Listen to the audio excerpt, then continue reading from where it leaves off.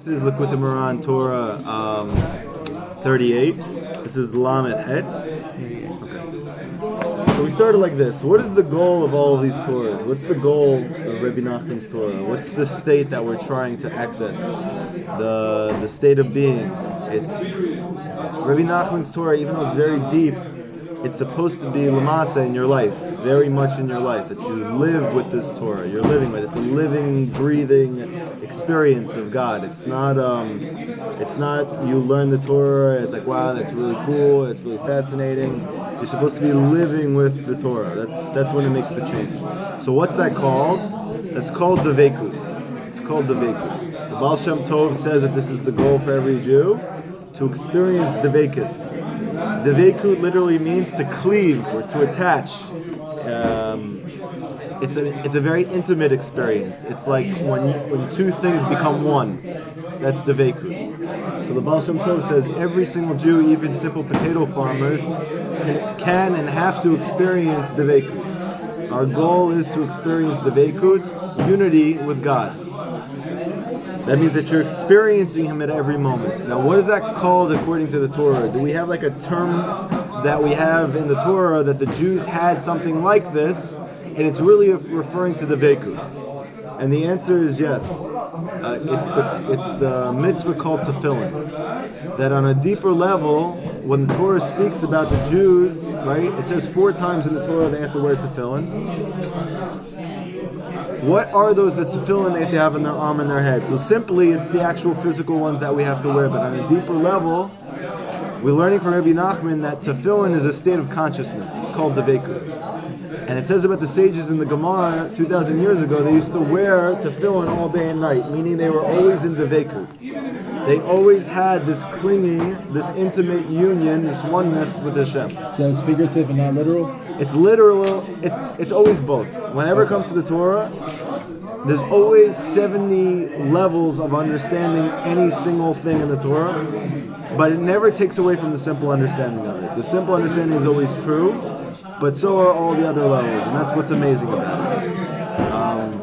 So they really did wear tefillin. We really are commanded to wear tefillin, but the essence of tefillin is to be attached to God. That's what it is, attachment. Okay? Now, how do you acquire these tefillin? If I want to get physical tefillin, if I want to get good ones, right, I need to spend money for it. Right. But how do I acquire these spiritual tefillin that I'm supposed to be wearing all day, meaning devekut? How do I acquire devekut with Shem? How do I get that? The answer is you have to rectify your speech. Okay? We learned with the Sfirot that God, so to speak, is Keter, right? He's the crown. Now, for us to experience the crown, it's too high for us. It's too intense for us. So Hashem needs to diminish His presence so we can experience it. How does He do that? He puts Himself through 10 filters. Each of these filters is like sunglasses. And through each pair, His light becomes more and more diminished until it goes through Malchut. And at that point, and only at that point, can we experience God in a way that's based on our free will, our efforts, but it's never going to be too intense that we can't handle it. Right? Like a person who never works on themselves, he's never going to experience God at all in his life. But a person who works and toils very hard to find God and uses the Torah of the Tzaddikim, he's going to feel God all the time. So why is that? Because he has fixed his Malchut. So Malchut is like our lens. When Malchut is blemished, our ability to experience God in our life is blemished. But when our Malchut is rectified, then we're able to experience God as He really is, according to our level. Okay? Now, what is Malchut? It's speech.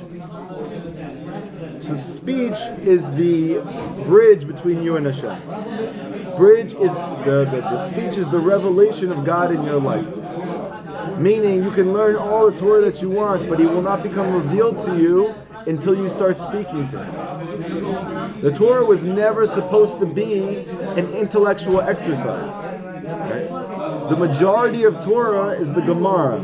There's 10, they don't have pages, but if you were to make pages out of the Gemara, you would have over 10,000 pages of intricate Torah. Then you have the Yerushalmi, and you can add another 10,000 to that. So you have like 20,000 pages of Torah, which halakhically we were originally not allowed to ever write down. It was supposed to be given over, orally, mouth to mouth to mouth. Why are we always supposed to be speaking over Torah? Because that's the revelation of God in the world. It said about Yosef Atzadik when he was in jail, Rashi notes the fact that his ability to leave jail was the fact that he never stopped talking about God while he was there. He was constantly saying, how are you doing? Baruch Hashem, I'm good. What got you here? Baruch Hashem. Hashem brought me here. They're like, what are you talking about? You're bugging. And he's like, no, Hashem does everything. This whole concept of Yosef, that it never left his mouth. Hashem was always coming out of his mouth. That's how you reveal God in the world. That's how Mashiach is going to reveal God in the world, through his mouth. The Shekhinah is not in the mind. It's in your speech. The Shekhinah is the revelation of God in the world. Sort of, yes. God, so to speak, he exists in potential in your mind, but it only becomes real for you when you start to speak him out. That's part of the reason why a person can learn Torah day and night and still feel that he doesn't have any emunah at all. That when push comes to shove, difficulties come to him in his life, suffering, sickness, illness, loss, poverty, right? He doesn't have anything to lean on. Why doesn't he have anything to lean on? Because for him, I know it's a very strong statement, but based on what we're learning, it's true. For him, God only exists in potential. His God is only in potential. It's not real for him yet. When does God become real for him? When he starts to speak out God, which is the truth. When he starts to speak out the truth, which is the Torah, which is through Hipodadu, which is through Tefillah, so then you actually experience God in your life. That's called Amunah. That's Malchut.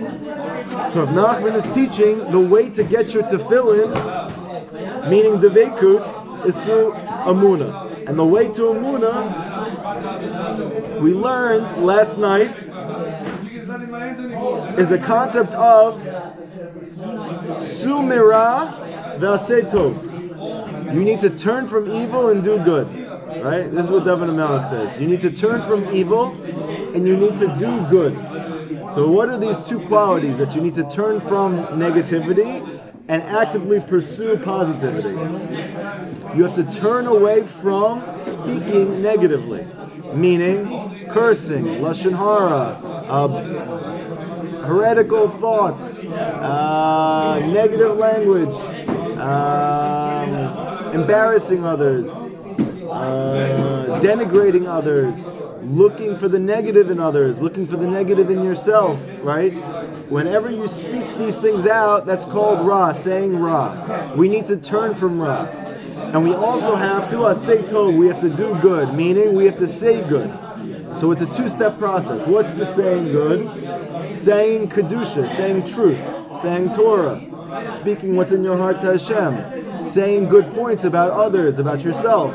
That's called saying good. So now the question is, do we just do this? Meaning, we get this tefillin by turning from negativity and saying good, right? Turning from bad speech and saying good speech. So can I just do this? Do I have to do something to actively do it, or can I just right? Can I just do it? So the answer is not so simple. There's actually a tikkun that you have to do that allows you to even turn away from the bad and to say good. Meaning you can't have a person, you just tell him, stop saying negative, start learning Torah, start saying good. He's not going to be able to hear you. Because there's a tikkun that has to take place, there's a rectification. What's the tikkun? So the answer is, there's two levels to this tikkun. We started last night learning the first level. The first level is, we need to return malchut, speech, to its root. So we learned yesterday that the root of malchut is gevura. Gevura means limitation, or constriction, or discipline. It's the quality of Yitzchak. That's why he spoke in the field. That's his whole thing. He's the concept of rectified speech. Like it said, Abraham, what did he teach the world? How to love. chesed. Yaakov taught the world Torah. Yitzchak taught the word avoda. And it says in Gemara Brachot that there is no avoda of the Lev besides tefillah. So he taught us tefillah. Taught us how to speak to Hashem. So he is the source of speech. We need to return, so to speak, speech to the field. How do we do that? Go to the field? No. That's No, so you do need to go to the field. But how do you do that? Why do people have trouble doing that? crazy. Why do people have trouble taking their speech and going to the field? They're too busy. The answer is because it's the source of speech. So the Yetzer Hara really doesn't want them to.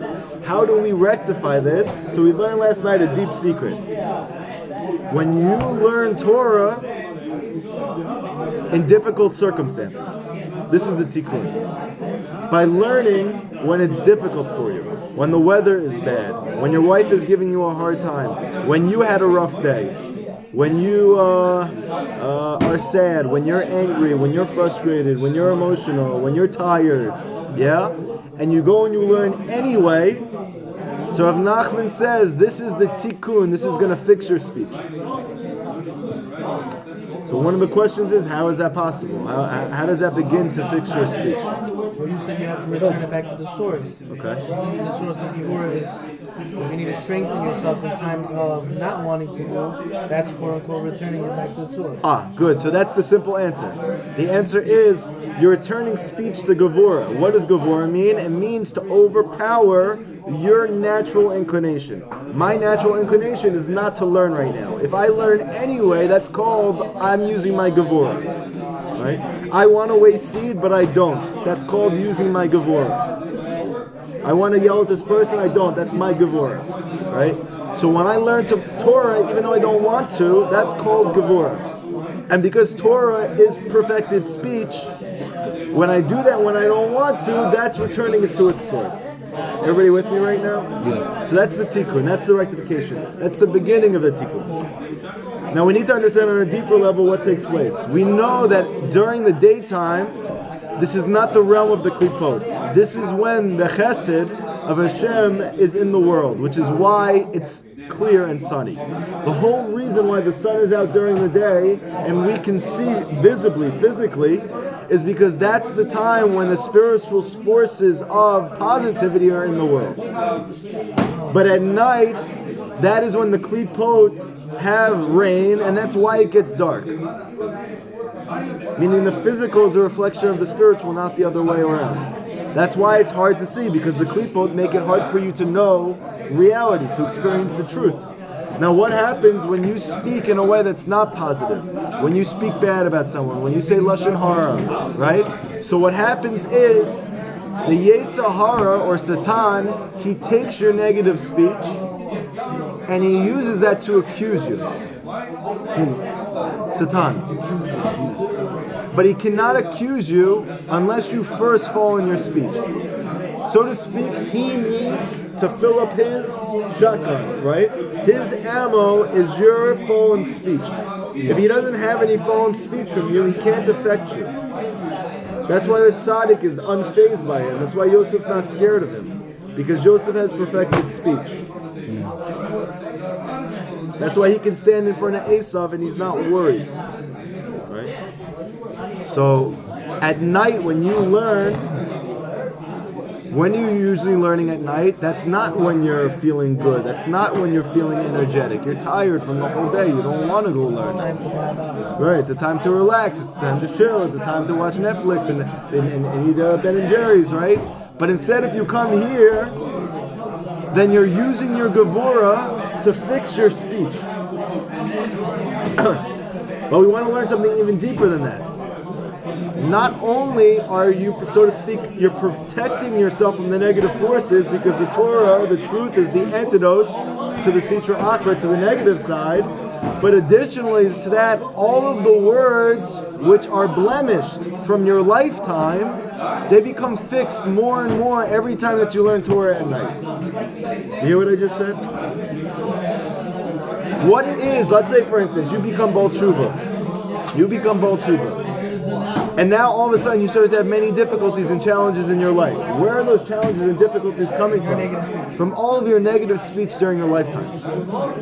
So now, okay, yes. So now when I am going to go learn Torah at night, I'm protected from not saying, now I'm only going to say good. Okay, so I'm protected now, but what about my life?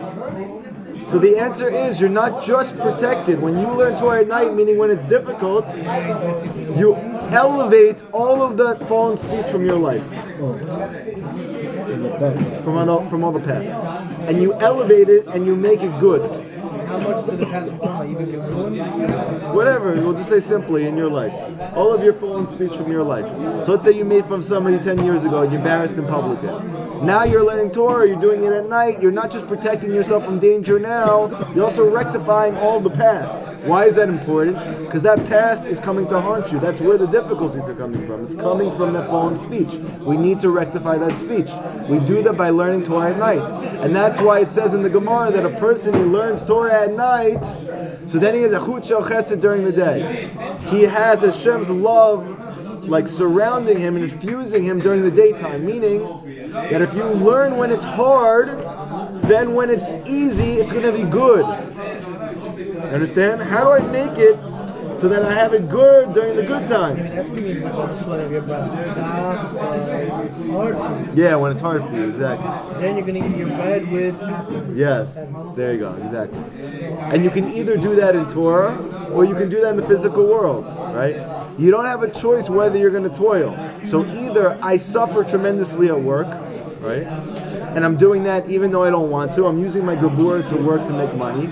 Or I use my gevurah to work for Torah, and then I get my money through that Torah because Shefa comes from the Torah. And also the reason why a person is impoverished is because of his blemished speech. So by fixing the speech, by learning even when I don't want to, or let's say I don't have the money for it, I need to make money, or I feel like I need to. So by rectifying your speech, that is the source of the money. Okay? So where do we see this in the Torah? So I want to show you something very interesting. It says in Bereshit, when it's speaking about Yosef, it says, with the first light of morning, the men were sent on their way together with their donkeys. Okay? With the first light of morning, the men were sent on their way together with their donkeys. So what does Rav Nachman said? The first light of the morning, the Zohar says, the morning of Abraham. That whenever the Torah speaks about daytime, it's Davka talking about Abraham. Because Abraham is chesed. Meaning, he represents when the Klipot have no power. That's why he destroys the four kings. Because he's the concept of Mashiach. He comes and he fixes everything. Why? Because the Klipot are destroyed. He represents the end of time. When Abraham comes, it's daytime. That's good. That's when the Sitra Achra is done. We represent now Yaakov. We're in the darkness. We're in the exile. What does Yaakov have to do in the nighttime? Learn Torah. And then Abraham, Mashiach, comes and he saves us in the daytime. Abraham is the revelation of Chokhmah. Yaakov is looking for Chokhmah. Yeah. Good. That's right. We're bringing it back to... Nice, Benny. Very good. Abraham. Very good. You got it. Very good. So now this pasuk, it says, with the first light of morning, which is the morning of Avram, the men were sent on their way. Who are the men? The Sitra Achra. The men of Din. And who were they hanging out with? Obviously, they're donkeys. Why? Because the Zohar says donkeys is always a reference to Tuma, impurity. Meaning, when the first light of morning comes, meaning when the Klipot have no effect, so then they leave with their donkeys, meaning Tuma also, it goes. Everything goes. That's why it said, Boaz said to Ruth, lie down until morning. Because we learned in the past that Boaz represents the tzaddik, the Torah, and Ruth represents speech, right? David comes from her. Her name comes from the fact that David would eventually come from her and would saturate Shem with speech. So Ruth is Malchut, is speech. So Boaz says, don't talk now because it's nighttime. Wait until morning. Because now the Sitra Achra won't be there anymore. Interesting. Yes. That was the one time they were together. Yes. And then he died. Then all of the opposing forces which rule over speech, they fall away. So you'll notice, when does Rav Nachman say to do Hipodadut? In the beginning of the daytime. But how do you have the ability to speak to Hashem during the day? Only when you learn Torah at night. So that's like a witness for you in the morning, as opposed to an accuser? Yes. Very good. So then all of a sudden you feel the boost to be able to learn to talk to Hashem during the day. Why? Because by learning when it's hard, then you'll want to speak when it's easy. It's the tikkun. It fixes it. You said this is the first level. First level, okay? We need to know that the source of Malchut is not really in Gevurah. That's the intermediary step. It's really in Bina. Bina is the root of Malchut. It's the heart. Okay? So the final tikkun for speech, which gives you tefillin, is the heart. So 1 second. So now we have to get into the connection between these things. By the way, you'll notice something very interesting. David HaMelech, during the day, he used to whoop everybody's behind. Right? He was a warrior. He used to just slice and dice everybody during the day. What was the key to that? That every single night he woke up at night and he learned Torah. Wasn't he doing Torah? He learned Torah. Because he learned Torah at night during the day, he was able to whip the klipot during the morning. Right? The harp had how many strings? 7. Okay. But what did we learn that this? Didn't we learn in the past that the harp is 5 strings? Connected to the 5 books of the Torah? I thought we did that already. Okay. Whatever. Either way, the whole concept of him waking up at night is that he is protecting himself from the Sitra Achra. That's why he never died until they finally messed him up, right? And then on top of that, it also gave him the Chut Shel Chesed during the day. That he was now able to make hay during the day and win all of his battles, meaning he boded it. He was able to go out to field during the day and say Tehillim because at night he learned Torah. That's the beginning of the tikkun. That's why he says in Tehillim, he says, Hashem, do not keep yourself silent so that my soul might sing to you and not be silent. Meaning what? How can my soul sing to you so that it's not silent when you first are learning Torah at night? That's the whole concept of David speaking during the day. Now, let's try and connect another deep piece. It says like this. In Tehillim Kuf Chat Bet, it says, Omdut hayu ragleinu. We stand on our feet. Now I want to ask you a question. Forget about the redundancy. Does David HaMelech, Mashiach, need to teach you that you stand on your feet? Don't you already know that? That we stand on our feet. No, we learn it from anybody. Look at your feet. You stand on them. That's what you do. We stand on our feet. So why is David HaMelech teaching us we stand on our feet? Because according to Kabbalah, your feet is your mouth. It's your speech. Just like the feet are the bottom of your body, your mouth is the bottom of your face. Is that where that phrase, I put my foot in my mouth, comes from? Is that where people say, oh, I put my foot in my mouth when I say? Is that where that goes from? I don't know, interesting, I'm not sure. But the fact of the matter is, physically you stand on your feet, spiritually you stand on your speech. What is the function of your feet? Your feet keep you standing upright. They protect you from falling. Right? So too, we're saying that when your speech is blemished, then you're constantly falling to the Sitra Achra. But when your speech is rectified, then you're able to withstand everything. Just like having strong feet. When we say strong feet, is also parnasa? Because all connected. But let's forget about parnasa for a second, and let's just look at... What does that mean? The life and death It's the tongue. Yeah. But we're saying it's your feet. It's your feet. Now, very interestingly, it says in Kabbalah that the final generation before Mashiach comes is the feet of Adam. All the souls of the different Jews are corresponding to a different body part. How do you know where you are in there? What generation you come from? You come from the first generation, so you're the head of Adam. Because Adam is not just a person, he's all of history. So the middle of history is Adam's heart. The end of history is Adam's feet. So who's Adam's feet? You're looking at him. You smell it, don't you? We're Adam's feet. So what's the drawback of this? That because we're like the heel, we're less naturally spiritually sensitive. Just like the heel is the deadest part of your body. Numbest, deadest. Okay. You're dead to me. Okay, Shark Tank. I remember I was this girl when I used to go to college, who for some reason I pursued. I'm pretty sure she was Lily. Reincarnate. I hope she doesn't hear this. And I'm pretty sure she had a personality disorder as well. Anyway, she was very ghetto. I think she came from like Brooklyn or something. And she say that people were deaded to her. And I thought she was joking, but she was serious. You deaded to me. And I was like, hey, you want to go out? I was like, this nice white Ashkenazi boy. Okay, this is devolving very quickly. Anyway, it was just a very funny scene seeing us two together. Okay, anyway. What was that all about? This is in college. All those memories you want to forget. Okay. So bring it back to its source. So I want to bring it back to its source. I want to lift it up. I want to. UCLA's the Let's go back. Let's go back. Okay. Our feet stood, meaning the rectification for Adam. We already rectified every level of Adam through all the generations, except for his feet. That's our job. Now the feet, according to Rav Nachman, are speech.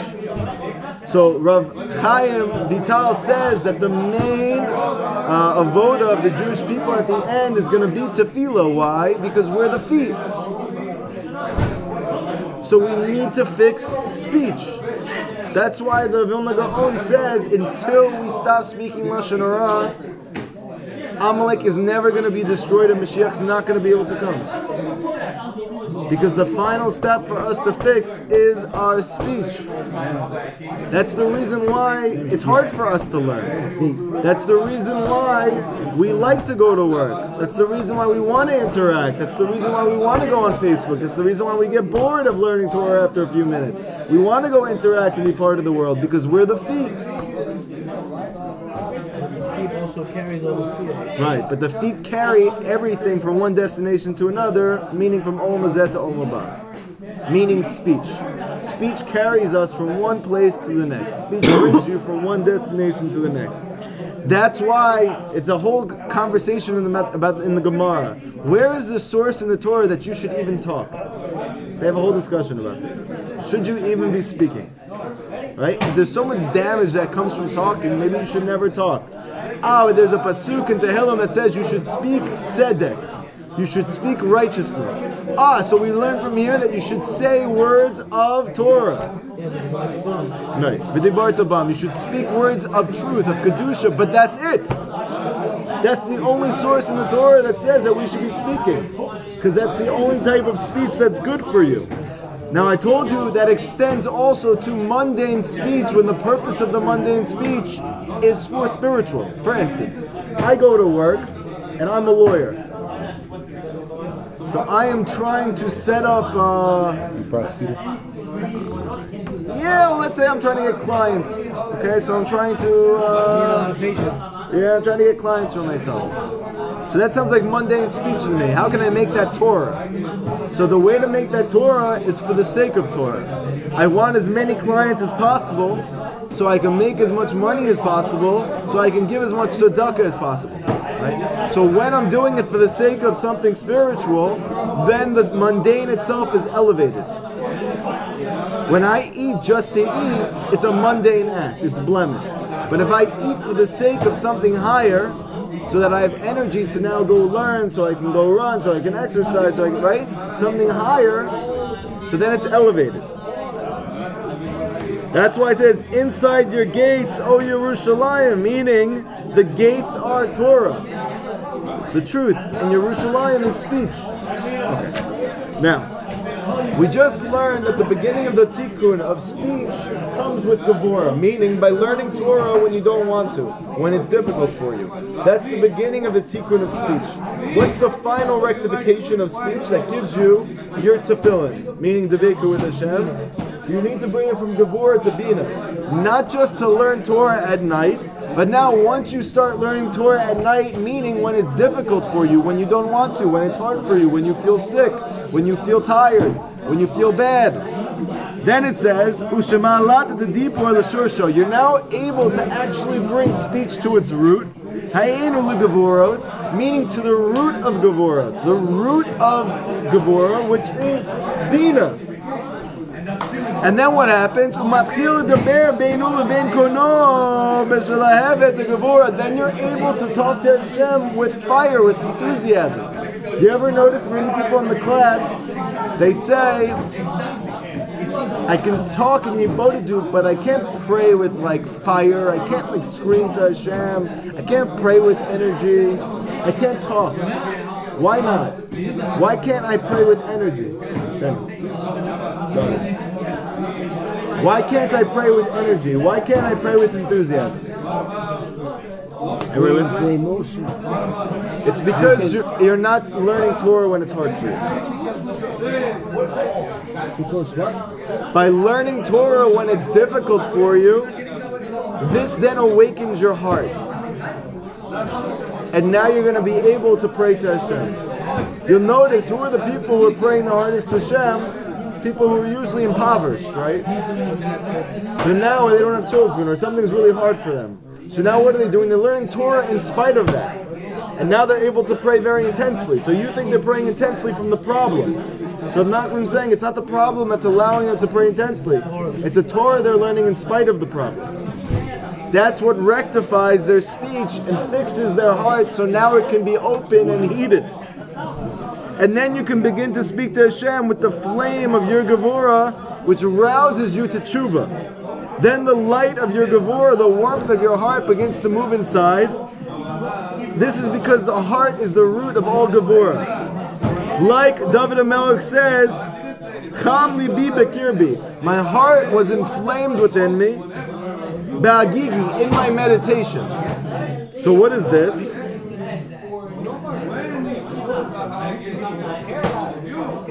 Everybody with me? With you. Where are you? My heart is warm within me. In my meditation, my fire is ablaze. Meaning what? So he's referring to Hippodadu.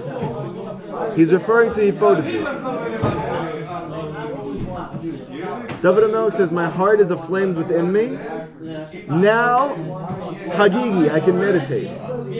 So Nachman is saying, he's not just describing his experience to you, he's giving you a formula.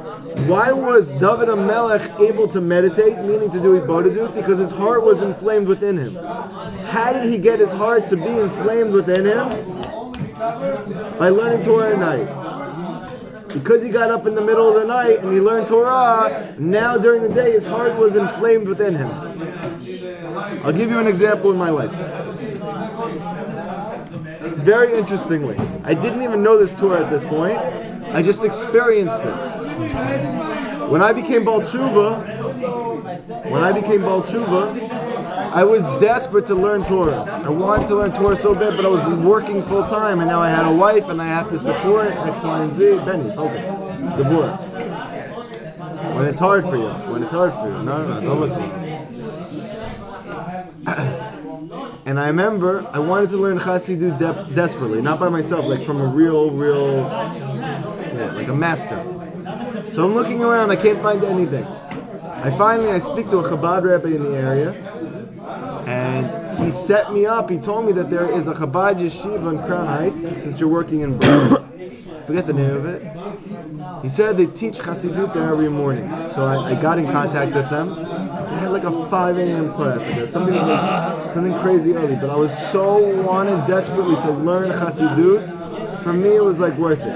Even though I was like severely depressed at that time. So I got up so early in the morning. I went to sleep at like 10. I got up at 4. And I was in Brooklyn at 5 a.m. and I was killing myself. I barely got any sleep. I was so tired by the time I got there. I had been working all day and night, and now I'm doing this every day. And I remember when I first got out of the car to go into the yeshiva, I twisted my ankle. I'm pretty sure I sprained it. And I remember just sitting on the floor and writhing in pain, just crying like a baby. Shem, what do you want from me? Like, I don't know what to do for you. I'm doing the best I can. I'm trying.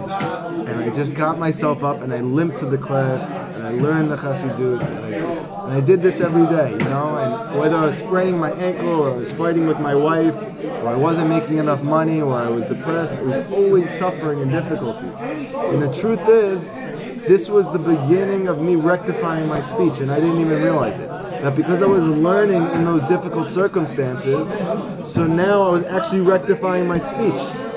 Now I want to fast forward, something very interesting. When I got to the abyss of my darkness, that I was in the hospital, in the asylum, in the psych ward, even while I was there, I refused to stop learning. Even though I was depressed, even though I was laying in my bed, even though I was crying all the time, and wearing tefillin. I always wore tefillin, I never stopped wearing tefillin, and I always learned Likutey Moharan. I was constantly learning Torah and wearing tefillin, even though I felt like that. And I remember there was Jewish people, Orthodox people, in the place with me. They said to me, David, how are you learning? I said, what do you mean?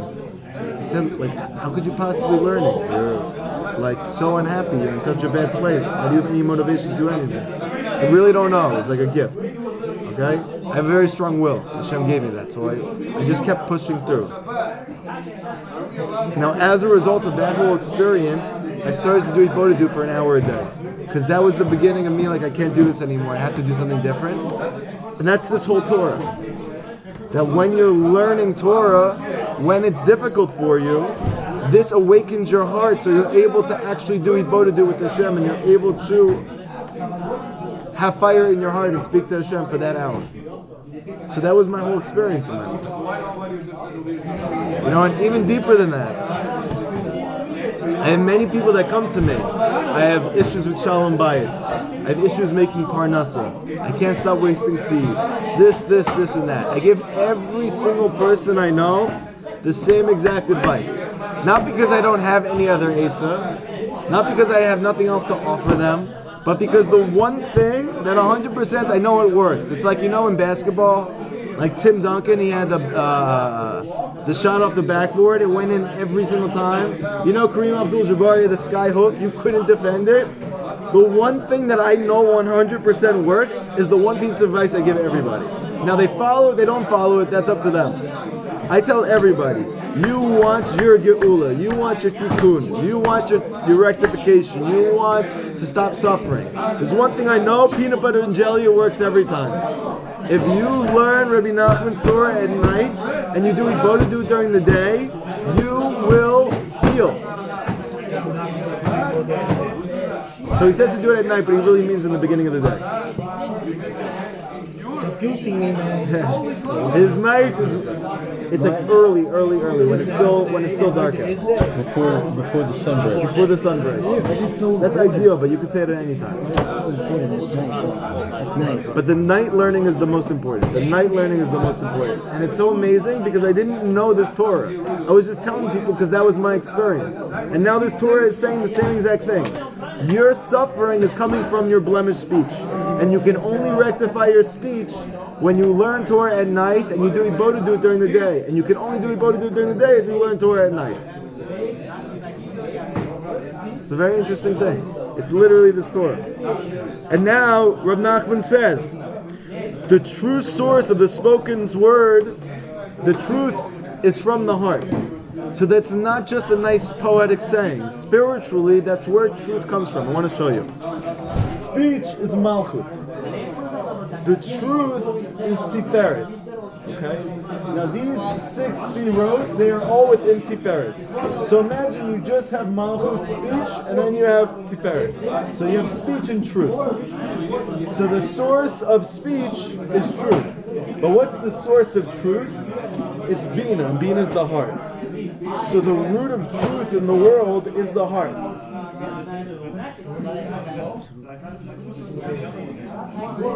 Agree with me? Yes. So therefore we need to tap into the heart in order to reveal the truth.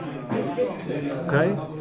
And we do that by learning Torah when we don't want to. That's the Gevurah. That awakens the heart, because Gevurah is a function of the heart. The heart is, I'm working against my Yetzer Hara. My Yetzer Hara doesn't want me to learn. I learn anyway. Now I'm beginning to rectify the heart, and now I can start to speak and arouse my heart. And when a person speaks true words from his heart to Hashem, with an arousal, his desire is truly to do tshuva, then what happens is something like this. So listen to what I'm about to say. It's going to sound like it's not such a good thing, but really it's a sign that you're growing tremendously spiritually. When you are able to experience the godless of Hashem, the greatness of Hashem, the unlimited, unbelievable chesed of Hashem, and your own lackings. That is a very high spiritual level, which is very hard to obtain. Okay? Again, when you feel, not just like somebody taught you, but you really feel in your heart, you know how great Hashem is, and you know how much you're lacking. You have hit a very high spiritual level. You have tapped into the heart. You tapped into the heart. Okay. What does that mean, my lackings? So very simply, my anger, my sadness, my laziness, my tiredness, my taivas, all of these things that are working against me. Now on top of that, what about all the good things I have? So if you look at it honestly, if you look at it realistically, let's say for instance you're a good speaker. Let's say for instance you're charismatic. Let's say for instance you're a talented writer. Where did you get those things from? My mother. Where did you get that from? Hashem. So that means that everything you don't have, you're reliant on Hashem for. And everything you do have is really Hashem giving you that gift. So what do you really have? Nothing. So if the basis of all of those things is like good speech, but you had them before you even had like the ability to speak. So then whatever you had is no. You're only tapping the surface. You're not hitting the real thing. Like for instance, the Tanya says that when you love someone but you don't know them, it's imaginary love. Right. When a person has love for Hashem but he doesn't learn Torah, he doesn't know who Hashem is, so his love is rooted in imagination. Love can only come through knowledge, through really knowing somebody. When you marry somebody, right, they say, I love you, I love you, I love you, but they never got to know you, then they don't really love you. They love the way that you make them feel, but they don't know you, right? So too here, same thing. If you already see all your lackings in the greatness of Hashem, but that's not rooted in tshuva because you haven't first rectified all these levels, it's not real yet. But once you have rectified yourself by learning Torah at night and doing Hippodah during the day, you should feel yourself every day more and more. Hashem is everywhere and I am nothing. The more you feel like this, the more you're growing spiritually. You with me? Yes.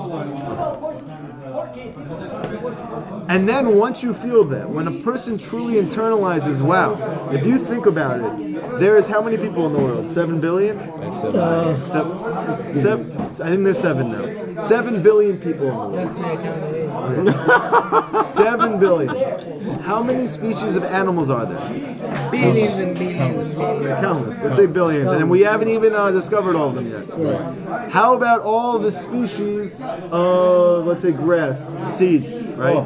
We know in the Midrash it says a blade of grass can't grow unless Hashem wants it to. So what we have here is trillions of entities which are reliant completely on Hashem for everything. That's only within Earth. Now you have Mars and you have Saturn, you have all the planets. That's only what we can see. Now imagine all of the galaxies. That's only in the physical world. Now we know that there is endless, unlimited spiritual worlds.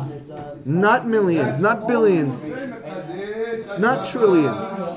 And in every single one of those worlds, there is a reflection of what's going on here. Hashem is sustaining every level of existence. Okay? I want everybody to think about that for one moment. Just sit and contemplate. Got it? I can't imagine. Doesn't fit in the head. It doesn't fit in the head. Okay, good. That's good. That is like a taste of how great Hashem is. And that's nothing. What I just told you is not even a drop in the bucket. So really, your eyes should be rolling in the back of the head and you should be trembling right now. I quivered. Quivered. Okay. And then you realize that all of your good is really from Him.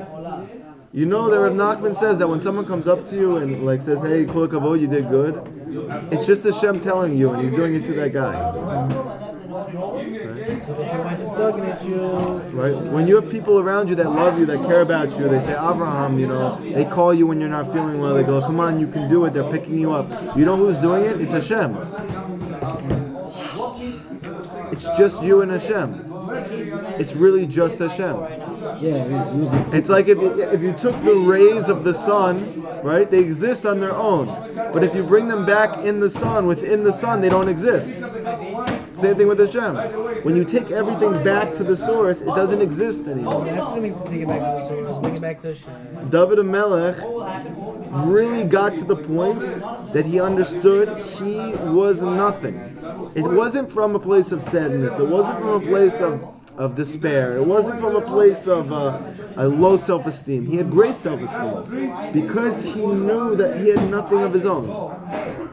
And now because of that, he was able to do such intense hipodadut. Because imagine you realize, wow, my meals today are not guaranteed.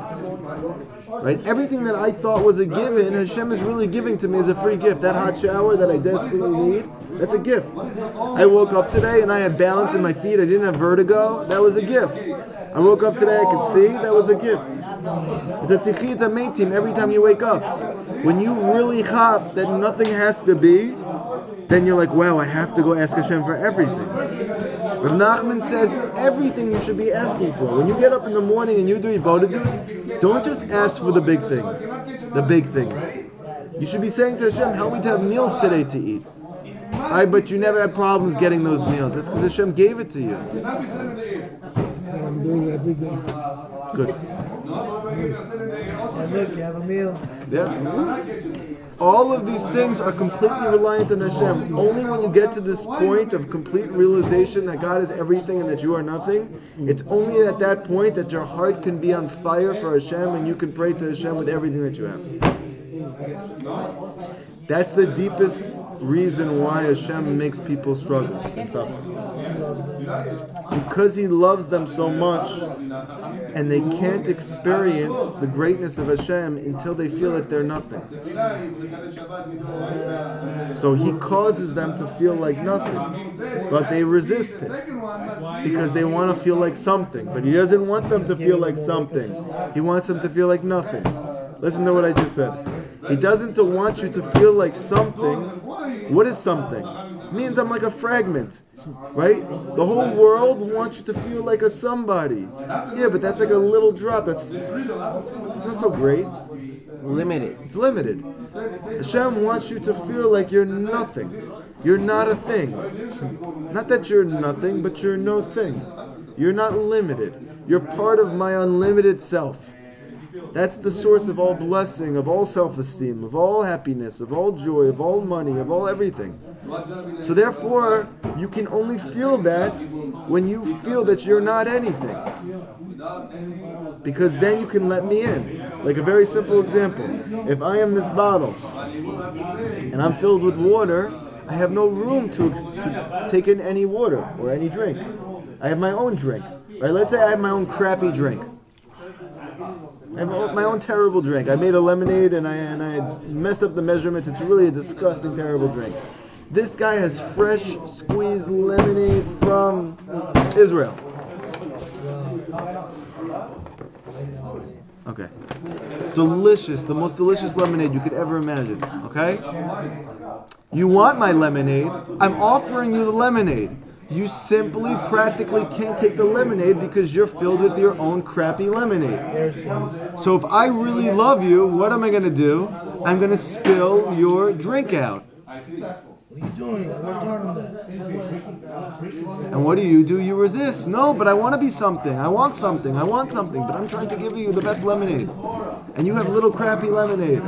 You resist, and you suffer more and more and more. But Hashem is trying to make you a completely empty vessel, because then once you are completely empty of yourself, you can experience your unlimited self, which is called God. And then you have everything. And then you can be like Yaakov and Yitzchak and Abraham, that they said, I have everything. Why did they have everything? Because they were nothing. When you have that you're nothing, then you can experience everything. Everybody understand what I'm saying? Yes. When you realize that you have and you are nothing, and that everything that you have is from Hashem, and everything that you don't have is also from Hashem, then you can begin to pray truly and sincerely, because now you realize how much you're dependent on Him, because you realize you in truth have nothing. When a person wakes up, imagine you woke up today, you had no clothes, you had no money, you had no food, you had no wife, you had no support system. How hard would you pray to Hashem for what you need? How is that any different than when you woke up today? It's the same exact thing, except you don't realize that because we're full of ourselves. So what does Hashem do? He causes us to go through trials and tribulations so that we can empty ourselves. I give you a good example. If you take the water out, if you want to have something good to drink, so you have to take the water out to fill the good drink that you want. I wish you just heard my example. Right?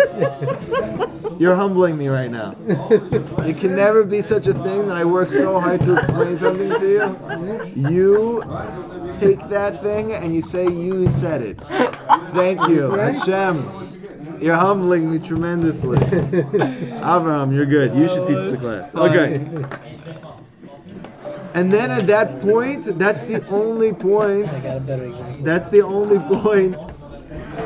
That's the only point that a person can actually do tshuva on his averot. Because if you think about it, when you become Baal Tshuva, okay, yeah, I wasted seed. Okay, yeah, I did this. I said this negatively. I did this. But do you really feel like what you did was bad? You really feel like what you did was destructive? No. You don't feel like that. In the beginning you do, and then it dies out, that flame. But that flame is just, it's not real. The only time that you can truly feel the weight of your actions is when you realize your insignificance. So one of the greatest sources that you're growing spiritually is when you have busha. When you begin to feel embarrassment from Hashem. When you begin to feel busha in Hashem's presence, then you have grown to an unbelievably high spiritual place. Now this embarrassment in the beginning, it's not manifest. In other words, it's within you, but it's not shown on your face. This is the comparison that they gave between Yechezkel and Yeshayahu. They were both prophets, right? But it said about Ezekiel, Yechezkel, he was like a villager. And Yeshaya was like a city dweller. What's the difference? That the city dweller lives right where the king is, so he's seeing him every day. The villager sees him once in his life. So when he sees it, he can't believe what he sees, and he goes on and on about that experience. What do we know about Yehezkel and Yeshaya? Yehezkel had the experience of seeing the Merkava. He saw the chariot of God, and he goes through a descriptive, like an unbelievably descriptive explanation of what that Merkava looked like. Where Yeshaya, who had greater level of prophecy and more consistent and deeper than Yehezkel, he never goes into such detail. So why is that? Because the Gemara says, for Yeshaya, he's like the city dweller. He's always with Hashem. So for him, he's not going to go at length about what he saw because he's always seeing it. But Yechezkel, because he doesn't always see it, so for him it's like mamish amazing, and he goes on and he explains the whole thing. So for the person who's really close to Hashem, the more he feels busha from him, the more he feels embarrassed in front of him when he doesn't do what he's supposed to do.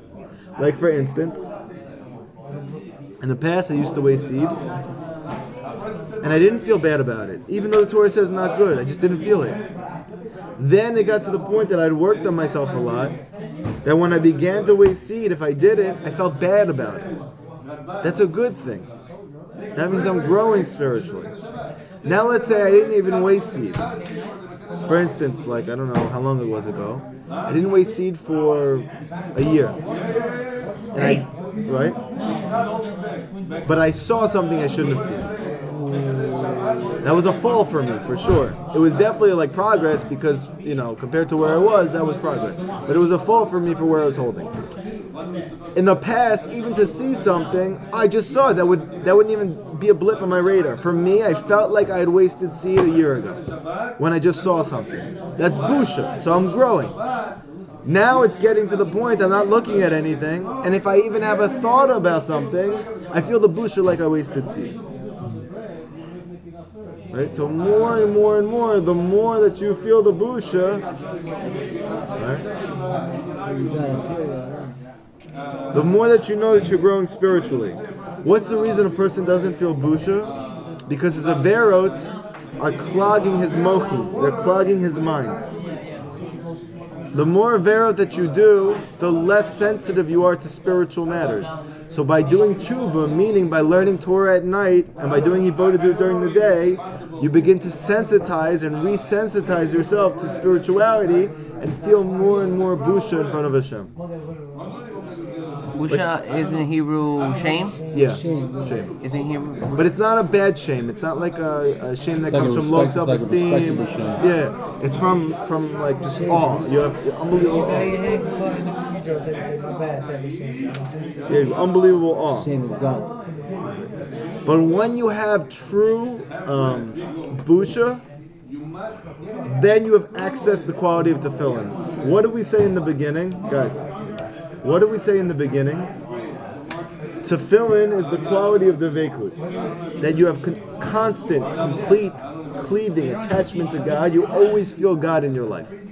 So if Nachman says the only way you can do that is when you rectify your speech. Meaning, when you learn Torah when it's hard for you, and when you do hibodedut. By doing those two things, you rectify your speech, and as a result of that, you get busha. You start to become more sensitive spiritually, and you feel shame before Hashem. And now, what is that busha? That's tefillin.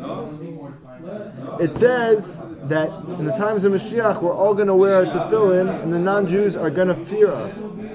Why? Because tefillin is the concept of yira, it's the concept of busha, fear.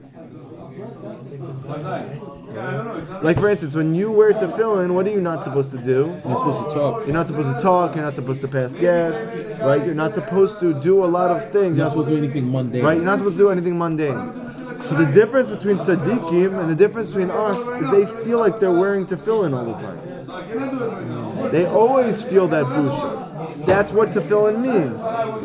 That's the level that we need to attain. That's called the veikut. And that's why when you see real tzaddikim, you yourself feel busha. You'll notice it, that when you see a real tzaddik, you start to feel fear of Hashem.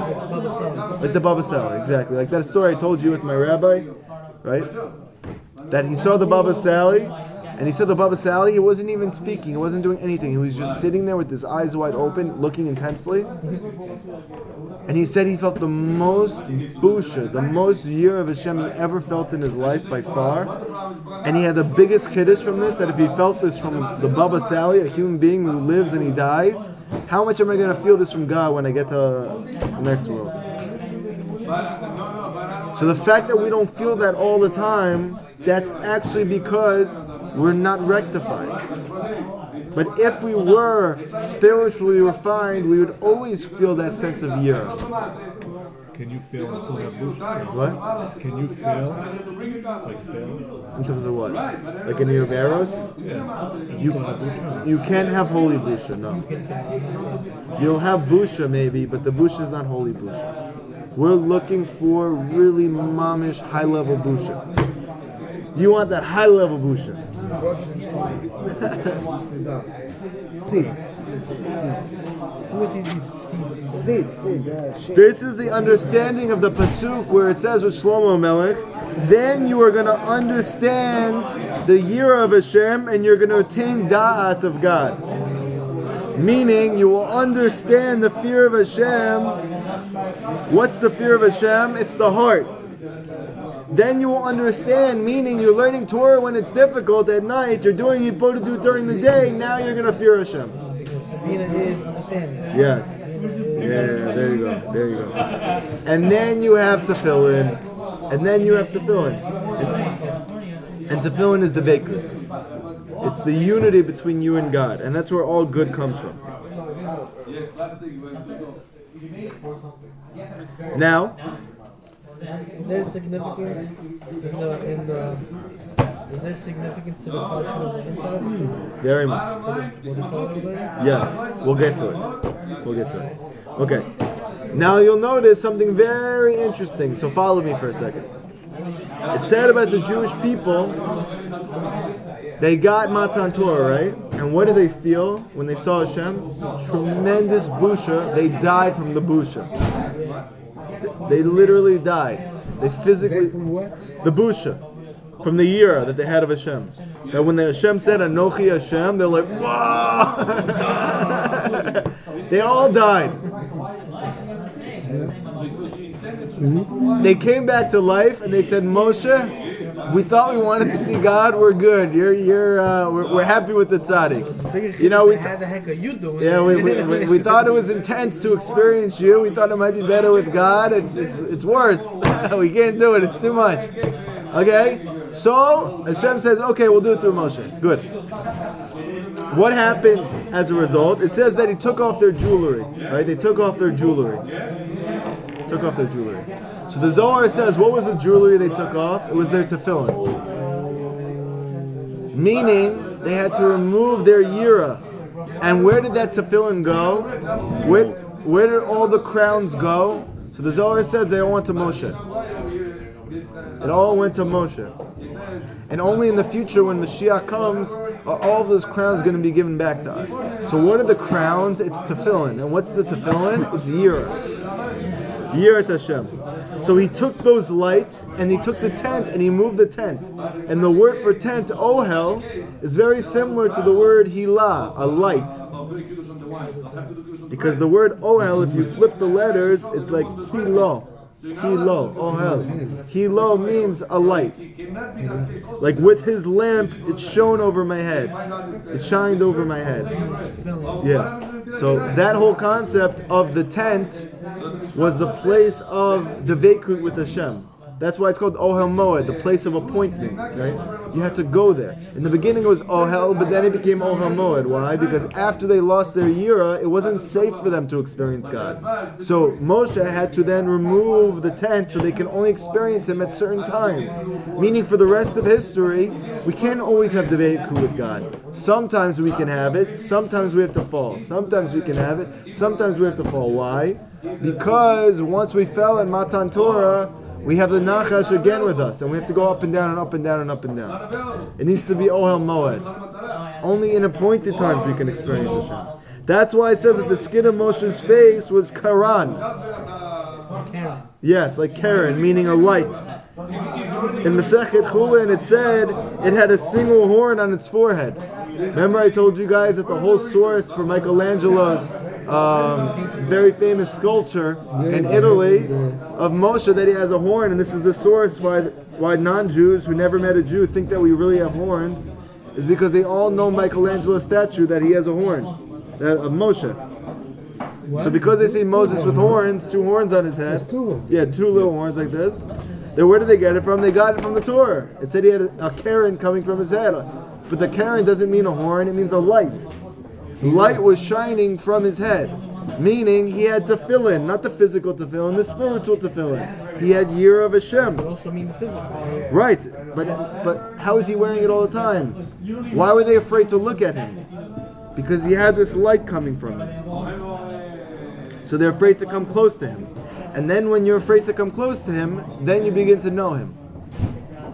But the only way to fear Hashem is through learning when it's difficult and through the hibodedut. So we have a formula right now. What's the formula? By learning when it's hard and you don't want to, by doing hibodedut and talking to Hashem, you awaken your heart and you activate the truth in your heart. Then once you have the truth in your heart, you have Yirah of Hashem, and then once you have Yirah of Hashem, you can have Da'at. You can know God. And that's tefillin. Everybody with me on the whole sequence? That's why it says, whoever is brazen-faced, meaning whoever doesn't have busha, it's certain that his ancestors never stood at the foot of Har Sinai. Wow, that's a big statement. That's what the Gemara says. That's a big statement. For the first man blemished the aspect of tefillin, like it says in Menachot, the Gemara, whoever wears tefillin, he merits life. Like it says, oh Hashem, with these things on them they live. What was Yeshaya speaking about? Tefillin. But what did Adam Rishon do? He didn't eat from the tree of life, meaning tefillin. He took them off, and he ate from the tree of death. And as a result of that, what happened? He lost his clothes. Right? He lost his spiritual clothing, and he didn't feel God anymore. He wasn't experiencing God. The tent was taken out of the camp. And he drove him away from the garden. Why? Because it says that a person who is brazen-faced, he is destined for Gehenna. But when he does tshuva, right? When Adam Rishon and Chava did tshuva, what did Hashem do? He made them garments. And what does the Zohar say these garments are? He made them tefillin.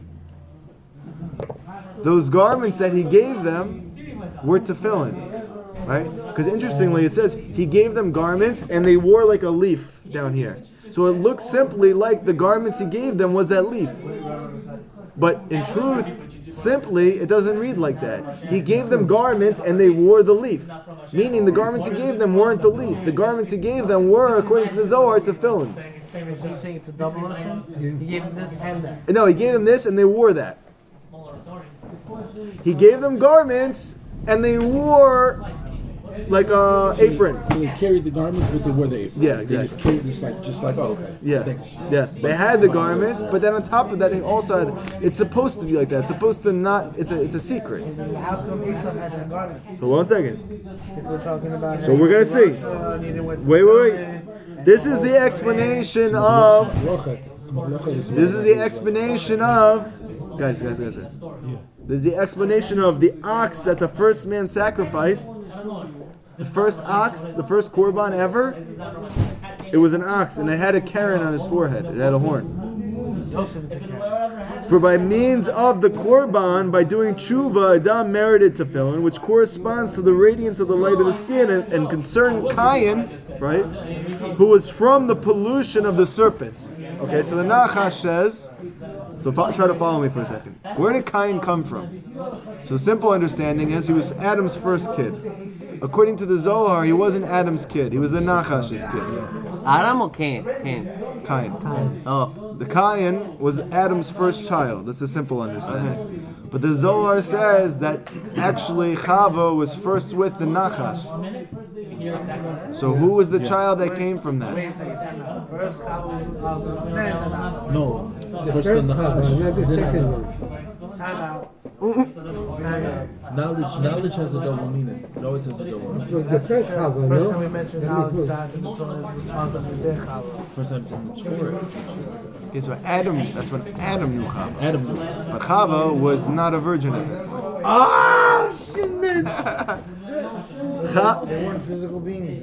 It doesn't make a difference. He was together with her in whatever way that meant. No one And the child of that union, the child of that union was Cain. She was with the Nachash before what? before Adam? I'm sorry, I can't hear you. Kind of. So wait a second, time out. Adam didn't know that she wasn't bleeding. Okay. Wait. With the I want to add to it. We have a question. But they have How can it be that Abraham gives birth to Ishmael? How is it that Esau is born from Yitzchak? She went with the Nachash. The answer is that they are the dregs of the wine.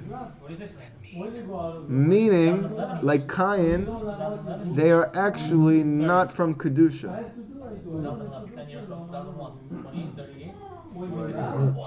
Everybody with me? Yeah. And that's why they all come out first. Cain came out first. Yishmael came out first. Esav comes out first.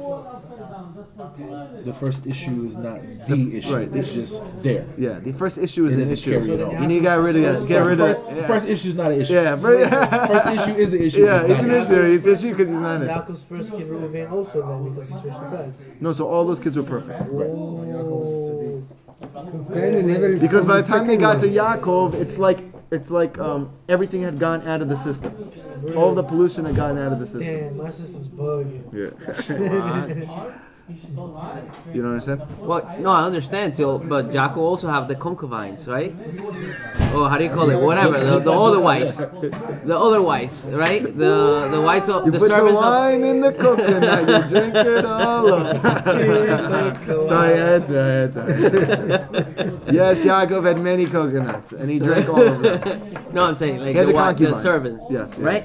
So they're also. So the truth is, according to the Midrash, it So could. it only works with certain people and then other people. No, they were all perfect. All those kids were perfect. So how come they didn't work with that and then Because Yishmael and Esav, they were still remnants from the Nachash originally. It didn't finish with Cain. It didn't all come There were no out. converts that came out from these people? Ishmael, It Esau. doesn't make a difference. Just understand me from the perspective of the It's Zohar. confusing a little bit. Ishmael and Esau. It came from the Nachash. Yes. So how? What's going here? Let's go. These are very deep matters. Okay. By the way, So the They're second, leftovers. the second Yeah. Excess. They're Hold on, hold excess. on. The They're second foreskin. You have to get rid of them first. Why put them through it to and have them born through some other random? Joe Schmo. because they serve a They serve a purpose. They serve a big purpose. They serve a purpose. Yeah. the second, Hava was the second. We're not up to questions. Actually, you know what? We have no time left. Yeah. Okay. That's 2 questions. We'll continue tomorrow. Any questions? Yes. Thank you. You're welcome. Can I ask Yes. Go ahead. about the second Hava? Yeah. Okay, when she got from, when God gave him Hava, the first one he got from his cellar, but the second one, where she came from? Hershey's cookies and cream. Huh? Hershey's cookies and cream. Come on. Everything's in there. Where did you find it? Hershey's cookies? I don't know. I don't know which one came out from the rib. I don't know if it was the first or the second one. I don't know if that's No, true. the first one we know. That was the first one. I don't think so. I think the second one's the one that comes from the rib. I think it's the second one that comes from the rib. I don't think we know where the first one comes from. She was created. Yeah. She was there. She was like in existence. Yeah, she just came And then out. she materialized and she was like, hey, I know what's up. And he said, yeah. And then that relationship didn't go too well. Yeah. Adam's like, I was hoping for better. Right. He was like, He's like, I saw some behemoths in the corner where I was feeling a little bit more. Okay. Any other questions? no, but I have a statement on something you just said about like the infinite universes. Yeah. Because Hanukkah's coming up and that's like us versus the You gotta Yovanim. find the answer for this. Okay, I'll look for it. That's what Put him in the trunk. Us versus the Yovanim. When Alexander the Great was in the company of the Sanhedrin and they were talking to him, they told him about the infinite universes and he started like bawling. And he told his companion, he said, like, this is torturous. And they said, why? He said, because I'm being told about all these universes that I can't conquer. So that speaks to the Yovanim and their obsession with like the body. Conquering, conquering physicality. And with us, we're like, it's there. Great. That only adds to Kedusha. But for adds to them, the for the greatness for Yovanim, us, right. right. He's like, It's a source I of need despair that. for him. I need him. Right. Right. He's like, it's the source of despair for me because I can't take it. I got it. Very nice. Okay, guys. Kazak Baruch. So continue tomorrow. Thank you.